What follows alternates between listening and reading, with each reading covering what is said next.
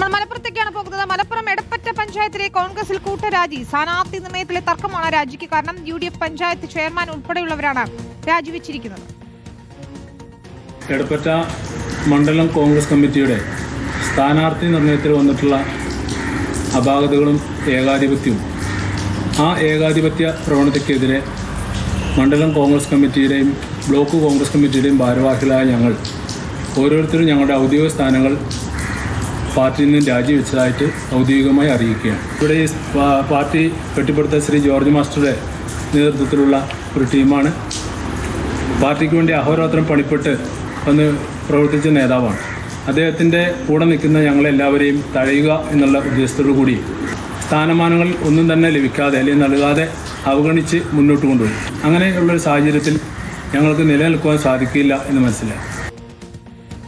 അഷ്കർ അലി കരിമ്പയാണ് ചേരുന്നത്. അഷ്കർ, പല രീതിയിലുള്ള പ്രശ്നങ്ങൾ നേരിടുകയാണ്. ഇപ്പോഴിതാ നമ്മൾ കേൾക്കുന്നത് എടപ്പറ്റ പഞ്ചായത്തിലെ കോൺഗ്രസിലെ ഒരു വിഭാഗം ആളുകൾ കൂട്ടത്തോടെ രാജിവെച്ചിരിക്കുന്നെന്നാണ്. തദ്ദേശ തെരഞ്ഞെടുപ്പിന് ഇതാ പത്രിക പിൻവലിക്കാനുള്ള സമയം അവസാനിക്കുന്നു. അതായത് സ്ഥാനാർത്ഥി നിർണയത്തിലെ തർക്കം ഇനിയും പരിഹരിക്കപ്പെട്ടിട്ടില്ല. മറുഭാഗത്ത് ഇങ്ങനെ കൊഴിഞ്ഞുപോക്കാണ്.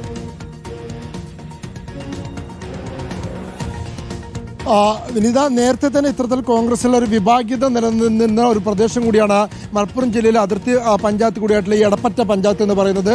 നേരത്തെ തന്നെ ഒരു വിഭാഗത്തെ പാർട്ടിയിൽ നിന്ന് പുറത്താക്കുകയും തിരിച്ചെടുക്കുകയും അങ്ങനെ വിവിധ നീക്കങ്ങളൊക്കെ തന്നെ പല ഘട്ടത്തിൽ സജീവമായിരുന്നു.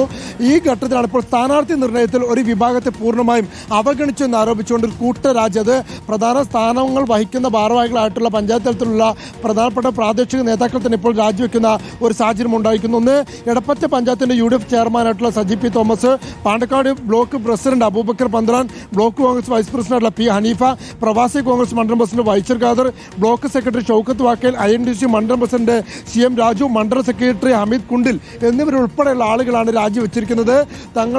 തങ്ങൾ പൂർണ്ണമായും സ്ഥാനാർത്ഥിത്വത്തിലാണെങ്കിലും പാർട്ടി ഭാരവാഹിത്വത്തിലാണെങ്കിലും പൂർണ്ണമായും അവഗണിച്ചിരിക്കുന്നു. നേതൃത്വം സംഘടനാ തലത്തിൽ തന്നെ അവഗണിക്കുന്നു എന്നടക്കമുള്ള ആരോപണങ്ങൾ ഉന്നയിച്ചാണ് ഇപ്പോൾ ഈ കൂട്ടരാജി ഉണ്ടായിരിക്കുന്നത്. അതേസമയം തന്നെ മറുപക്ഷം ഉന്നയിക്കുന്നത് വിമതരുടെ രാജി തങ്ങളെ തെരഞ്ഞെടുപ്പിനെ ബാധിക്കില്ല എന്നതാണ് മറുപക്ഷം ഇപ്പോൾ അവകാശപ്പെടുന്നത്. എന്തായാലും വിഭാഗീയത മൂലം തെരഞ്ഞെടുപ്പിന്റെ അവസാന പടിക്കൽ നിൽക്കെ തന്നെ ഒരു കൂട്ടരാജി എടപ്പറ്റ പഞ്ചായത്തിൽ ഉണ്ടായിരിക്കുന്നു. വിനീത, ഏതെങ്കിലും തരത്തിൽ ഇത് പരിഹരിക്കാനുള്ള നീക്കങ്ങൾ നടക്കുന്നുണ്ടോ അഷ്കർ?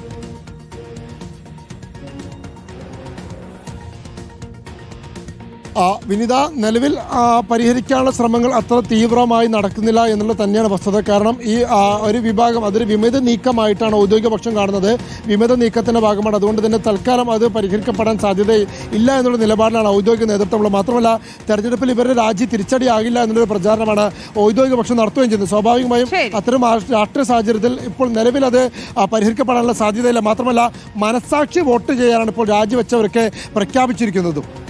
ശരി, ഏതായാലും ഈ വിമതരെന്ന് പറഞ്ഞുകൊണ്ട് ഇവര് അനുനയ നീക്കങ്ങൾ, ഇത് മലപ്പുറത്തെ മാത്രം കാര്യമല്ല, പലയിടത്തും ഇത്തരത്തിൽ വിമതരെ അനുനയിപ്പിക്കാനുള്ള നീക്കങ്ങൾ പോലും നടക്കുന്നില്ല എന്നതാണ് പ്രതിസന്ധി